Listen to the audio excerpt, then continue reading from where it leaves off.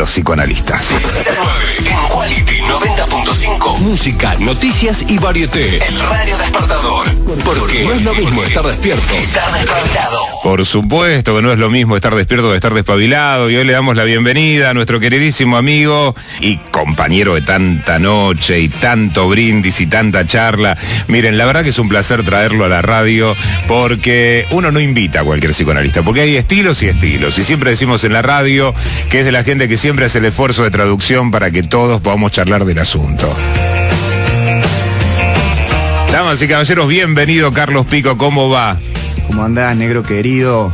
Bien, todo en orden, todo tranquilo. Bien, muy bien, conociendo esto de la radio. Conociendo, ¿la primera vez que venís a la radio a Quality o la primera vez que venís a la radio en general? La primera vez que vengo a Quality y de cuerpo presente en una radio. Había tenido alguna otra oportunidad, pero vía telefónica. No es lo mismo. Nosotros siempre decimos que la radio para nosotros es una instalación psicoanalítica, una instalación artística que se monta, se desmonta cada vez. Es como que nunca hay un programa igual que otro y eso nos encanta porque jamás hay rutina en la radio. Bien. Y que además un poco el que dice lo escucho es quien decide que esa instalación se monte, porque no sería posible sin alguien que quiera escuchar. Y eso se parece bastante al psicoanálisis. Lo escucho, Charlie. Claro. Conversar con un psicoanalista en donde el psicoanalista normalmente no habla, ¿viste? Y bueno, la gente se queja un poco de eso, pero hay un porqué. Pero también está quien interviene y modifica y toca tantas vidas y por eso nos gusta traer generalmente a los amigos psicoanalistas. Y te hemos invitado por algo en particular. Hay una tesis de recién... Está como sacada del horno, diría la abuela. Me invitaste porque soy famoso, creo que por eso. Primero eso. Por 2 minutos de Segundo, fama. porque te gusta el rock and roll. Tercero, porque tenés un combinado en tu casa con unos discos bárbaros. Y porque cuando hablamos de las violencias, ¿no? Pues podríamos decir la violencia. Y sin embargo, en tu tesis de maestría, las violencias. ¿Por qué el plural? Bueno, mira, se puede pensar desde varios lados. Pensar las violencias es porque justamente mencionabas una tesis. Lo que yo he hecho es trabajar de manera extensa a partir de una maestría en psicoanálisis, en teoría psicoanalítica lacaniana, el concepto de violencia que no es natural del psicoanálisis, sino que viene de otros discursos entre los que podemos ubicar la filosofía, la sociología, la antropología. En esos campos, cuando se dice la violencia, es en plural porque hay clasificaciones varias a las que hay que atender, digamos, son categorías muy interesantes. En psicoanálisis no se conceptualiza el significante, sino que más bien se habla de agresión o agresividad. Y nosotros veníamos hablando en 2 columnas anteriores cuando lanzamos el ciclo dispositivo de pulsión y de goce. Y esto tiene que ver justamente con que cuando uno dice pulsión, inmediatamente como para que la gente, hablando del cine recién, ¿no? Decíamos, el cine que nos trae tantas cosas, veíamos relatos salvajes, ¿no? Y uno ahí podía tomar algo de esto de la pulsión puesta en la pantalla de una manera que realmente nos llevó casi a estar nominados y llevarnos una estatuilla, pero al cine nos llevó fundamentalmente. ¿Por qué? ¿Qué veíamos? ¿Qué reflejo pudimos ahí? Bueno, qué interesante eso, porque inmediatamente lo que me haces pensar en realidad es en una conversación entre películas. Podés pensar, por ejemplo, en El Aura, podés pensar El secreto de sus ojos y podés pensar tal cual. Relatos salvajes, en donde el punto común podemos decir que sea Ricardo Darín. Creo que lo interesante no es verlo a él en esa explosión agresiva, ¿no? De bombita. Sino más bien que el tipo, como actor, sabe pulsionar, digamos, o deja que eso se muestre. Y eso no es menor. Digamos, la pulsión y el goce en el lazo social o en el arte va mucho más allá de la explosión de agresión o esos instantes donde algo se muestra de manera absolutamente clara. Más bien la pulsión es lo inevitable. Eso nos gustó, ¿no? Y decíamos el otro día también, no es lo mismo placer que goce, que en cada columna lo vamos recordando con cada psicoanalista, pues siempre por ahí, bueno, ahora te voy a poner a gozar y pareciera ser que lo vamos a pasar bárbaro. Y en realidad no siempre el goce es lo que nos hace pasar la vida, ¿no? Como más placenteramente, sino que hay que buscarle como un rumbo. Pero es hermanito, primo, producto de la pulsión. Bueno, me estás preguntando fuerte, ¿no? Bueno, igual no, para que nos vayamos entendiendo. Está perfecto, no, incluso pensando, ¿no? Para hacer una buena diferencia, vos decís el día de la felicidad, ¿no? Y el goce no es la felicidad. No es la felicidad, claro. Eso es lo lindo de además usar esta otra palabra que es orientación, porque el goce implica justamente pasar por una cierta experiencia que permita volver eso, que de otra forma se vuelve muchas veces en contra, o que es mortífero a veces, que se complica, a poder darle un uso.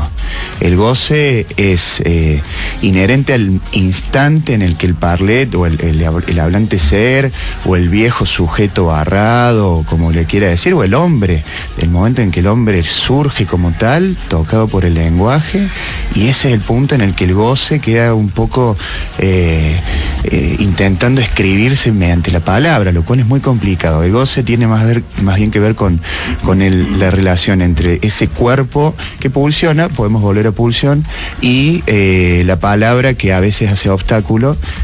La orientación implica que quizás la palabra, el significante, la cadena, permita amigarse con el goce, digamos.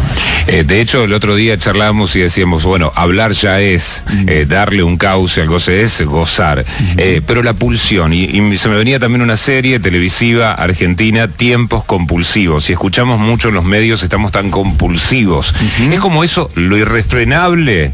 La pulsión vendría a ser esa cosa violenta, no venimos al mundo bonitos.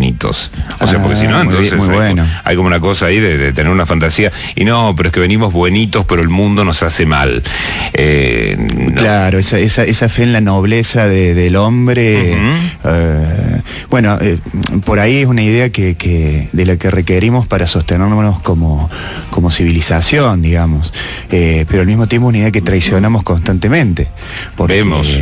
Claro, o sea, no hay manera de negar que hay algo un poco perverso en el fondo, en esa alma que yo pienso más bien oscura del hombre, y que se recubre de buenos gestos que son también más bien un esfuerzo, bueno, de nuevo, constante por dominar eso que está en su momento uno, ¿no? Yo por ahí lo voy a decir más criollamente, pero ser buena gente es un laburazo, porque lo primero que se le viene a uno, ¿no? Y más aún en una época donde se corre, donde todo parece ser que se adueña de un tiempo vertiginoso, donde todo tiene que ser ya, y si no es ya me pongo como loco, y si me tocaste el bocinazo bajo y te pego un fierrazo arriba del capó del auto, donde el lenguaje no opera y pasamos directamente al acto. Entonces digo, para volver un poquito, lo que le viene a uno primero no es precisamente la bondad. Y en todo caso, ¿qué es, Charlie? La cultura la que nos pone un poco ahí en ese lugar de poder hacer lazo con el otro, pues si hiciera cada uno como se le viene la pulsión, esto sería, ¿no? La horda. Claro. Quedamos en esos tiempos arcaicos, imposibles. Y vuelvo a tomar algo que has dicho, ser buena gente. Yo creo que uno cree que es buena gente, pero cree que todo el resto del universo no lo es. Digamos, eso está en el trasfondo de la cuestión. En realidad el ser buena gente implica los diques morales, o digamos, lo bueno y lo bello, de lo que habla también Lacan algunas veces, en donde en realidad se trata siempre de una interpretación propia, digamos, nunca generalizable. Ahora, la cultura como esfuerzo generalizado, si somos un poco freudianos, implica eso, que todos nos ponemos un poquito de acuerdo para renunciar a algo de esa pulsión que nos llama a satisfacernos, para poder estar con el otro, porque si no el otro le pega un palo en la cabeza enseguida y me guía guío por lo que yo solamente quiero y pienso. Y además podríamos pensar la pulsión también desde el punto de vista de la sexualidad, ¿no? De ese impulso a la satisfacción inmediata que uno trata de pegarle un rodeo por lo pronto, antes de tirarse encima de alguien, uno invita un café, ¿no? Decíamos recién, en los 80 claro. uno daba un par de besos en los lentos, como para que haya una previa, ¿no? Pero uno no anda al manotazo por la vida, ¿no? Al menos fantasea un poco antes de llegar a ese punto. Qué cosa como esta época un poco ha suprimido esos momentos. Una lástima, ¿no? Claro. No solo porque eran bellos y además se daba el juego de la seducción del pavo real, sí. ¿no? Que tiene siempre... Esto decías vos, ¿no? Los diques morales, que dijiste lo bueno y lo bello. Lo bueno y lo bello, que no es la moral. Los diques psíquicos, perdón. Yo dije diques morales y son los diques psíquicos, sí. Que no es justamente la moralina, la moral, porque la moral es para cada quien y para cada cultura y cada uno sabrá. Pero digo, lo bello y lo bueno, como eso que nos permitía no solamente un lazo, un rodeo, sino también un estado de hacer un despliegue que no fuera tan al hueso, ¿no? Claro, y entonces por ende quedaba un poco... se podía esquivar de alguna manera el acto agresivo, claro. Porque la sexualidad, que en su corazón es agresividad, es tomar al objeto, poseerlo, sí. Más allá del género, ¿viste? Porque nos metemos estás ahí al lado de meterse en esos bretes, pero en donde la agresividad están en el corazón de la sexualidad, por ahí algunos rodeos románticos te permiten arreglártelas con eso a través del amor y no a través de te agarro y te parto como un queso, decía tal antes. Cual, bien. Nos gusta la radio clarita. Perfecto. Porque si llegamos a invitar a un psicoanalista que empieza solo desde la academia a darnos conceptos de libro, esto no va ni para atrás ni para adelante, y menos a las 8:51. Claro. ¿Vieron qué placer es escuchar a Charly? Imagínense lo que son nuestras charlas en el patio de la casa de Charly, con un vino tinto abierto. Por eso nos invita primero a los amigos. Espero lo estés disfrutando. Vamos a escuchar música un ratito, ¿te parece? Negro. Dale, claro, 8 minutos para las 9. Nuestra columna, dispositivo psicoanálisis subversivo de cada martes, todos al diván. Y si tienen preguntas para hacer, ¿por qué no? 351-5171-333. Esto es Echosmith, Cool Kids.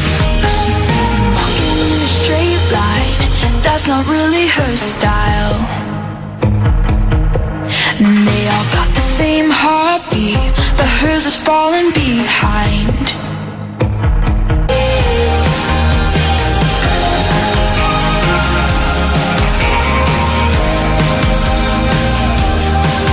Siempre es muy lindo escuchar buena música, más con amigos que encienden la radio. Gracias a quienes están en 90.5 en www.qualityradio.com.ar, compartiendo el Radio Despertador en este martes 20 de marzo de 2018. Y como esta grabación de la columna se cuelga luego en el Facebook, dispositivo psicoanálisis subversivo, van a poder escuchar una y otra vez, y van a poder escribir, y le van a poder escribir a Carlos Pico para preguntar, y quien dice que por ahí nos juntamos de nuevo. Que no quede todo agotado aquí significa que siempre está el deseo de poder juntarnos una y otra vez. Las violencias, la pulsión, el goce y un concepto, decía Carlos, la violencia que no está como contemplado dentro de las páginas de los escritos del psicoanálisis. Y a mí me interesó algo mucho que tiene que ver justamente con una distinción, Charly, y creo que para este último bloque nos va a venir un poco bien a todos, que hace tu tesis con relación a la violencia y la agresividad.